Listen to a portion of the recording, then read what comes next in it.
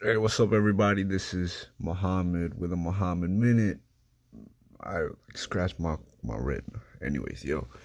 So, I woke up today feeling like the world is kind of messed up in a sense, right? That, nowadays, if you were to place your position on different things, that, you get kind of outcasted, which has always been the way if you're a Muslim, right? Because, look, if you're a Muslim man in America or anywhere else, you will always be looked at with doubt, right? So no matter what you say, you're going to be looked at as doubt. So, given the current circumstances with the coronavirus, there's a couple points that a lot of people are scared about, right?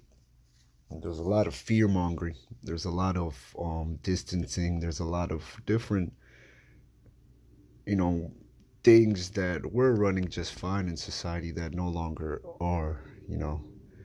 And the truth of the matter is that your immune system, it is compromised through one of two things, right? Your immune system, what are the two ways it kind of shuts down or doesn't do the best ability it is made to do? It is, the first way is through improper hygiene, right? But most people live in the city, so you have adequate cleaning water, you have adequate drinking water, so you should be cleaning as much as you can, right? So we can kind of get that out of the way. But in a lot of the big cities that have, a big homeless problem, what happens is that a lot of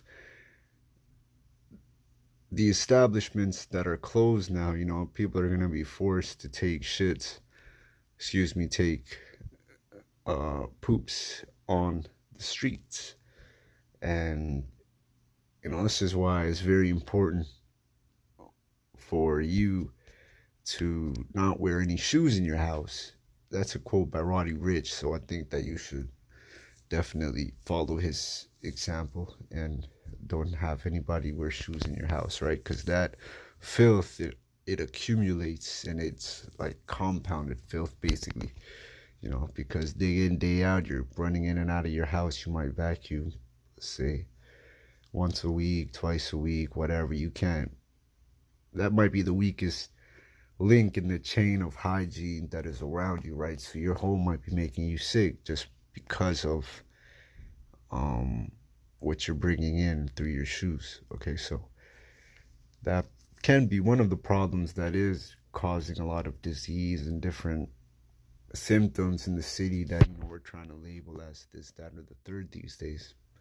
Might be one of the problems, right? So the second problem is your immune system, your system that deals with internal threats, meaning viruses or bacteria that seep their way in, and your body has to deal with them, right? So those two ways. Now,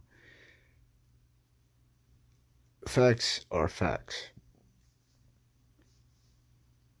We have the model of a virus, right? It is on the cusp of a living thing, right? So it's like a bit of matter. It's like spores. Okay, viruses to cells are like mushroom spores to mushroom spores to, let's say, to ants, you could say, right? So they're basically very small.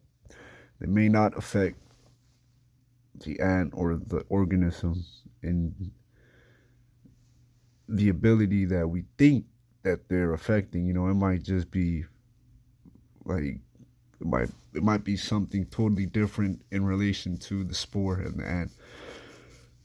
Same thing with the virus and us. It might be something totally different, but the spore might still be there. Might still have its remnants here and there on your body, because you have to look at Look at your body as a testament to all of the places you've been and all of the things you've eaten and all of the people you've been with, right? These three things, you have a shared bionome that makes up your history with these three things. So ask yourself this question about the virus, right? How can a virus live on coins or paper? When, if you look at viruses with really long lives, you can look at the hepatitis C virus, right? It has 7 days. It can live for 7 days and it'll thrive, right? So how many people have you heard getting hepatitis C through money exchanges or going to the strip club and pulling out $1 and just having that filth on them, and then, ending up with hepatitis C, or doing a bunch of coke with a bill that somebody else did coke with and they contacted hepatitis C?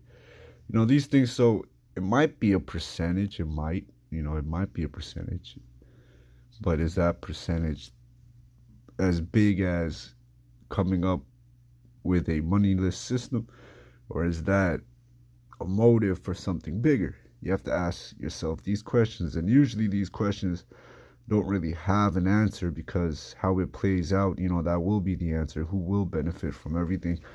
But one of the things that are kind of positive that came out from this virus, people now realize how fragile the system is. It's like a debt-based system. Everybody's in debt, from the people working at these jobs to the jobs themselves.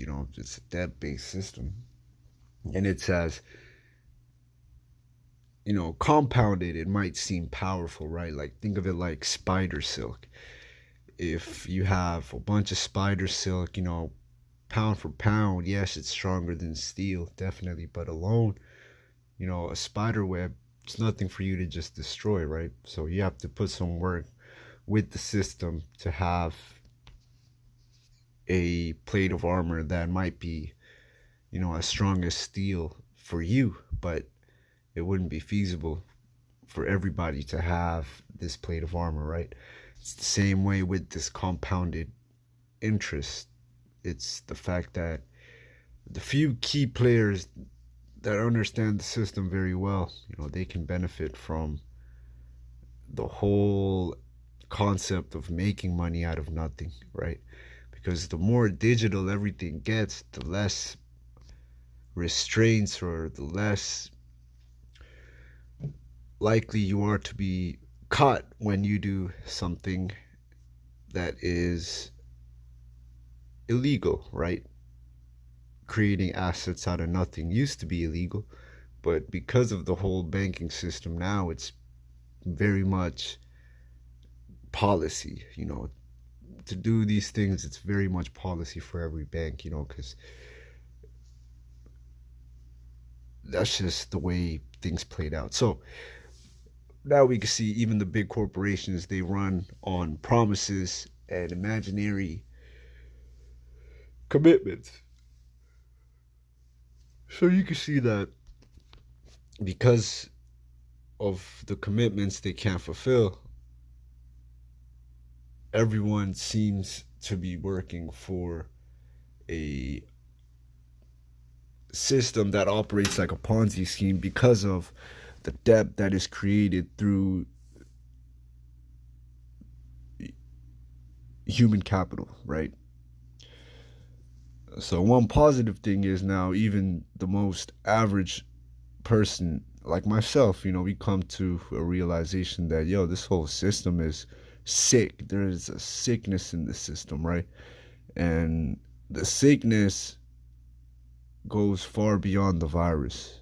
It goes to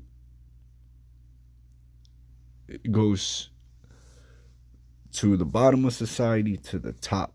It goes everywhere. There is a deep-rooted sickness, and it stems from this money that society forcefully runs upon.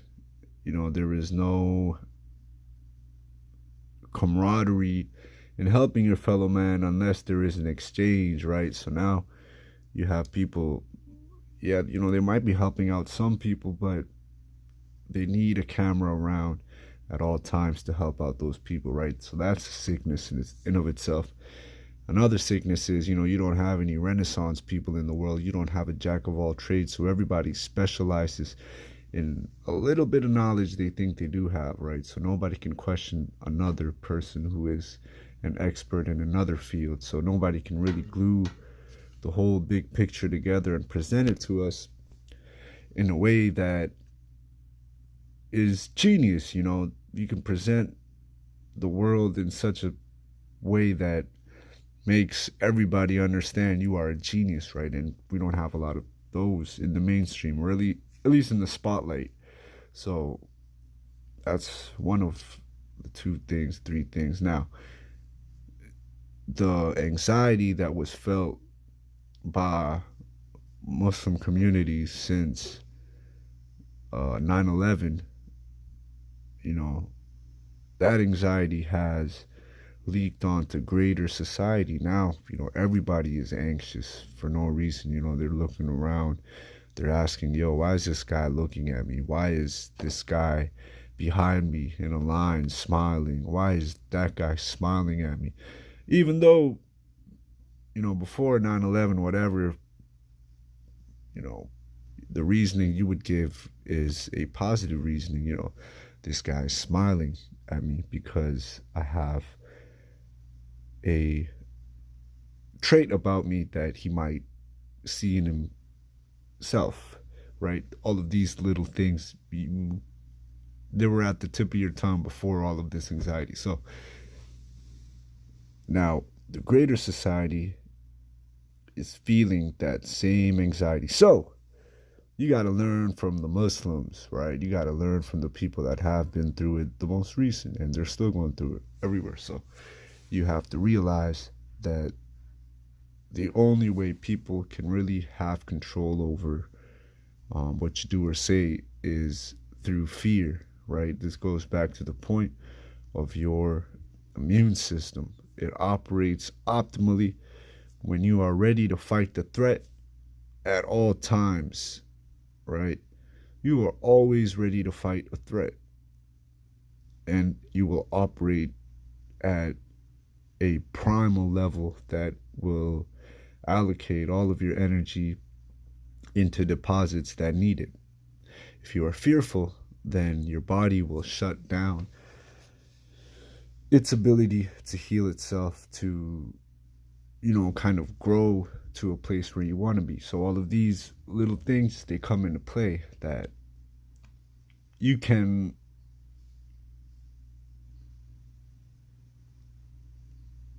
have the ability to question and to listen to questions. If you can have this ability, then you will be at the crosshairs of society, because right now people, they just want to obey. There's a lot of people that want to just listen and be told what to do, how to feel. It gets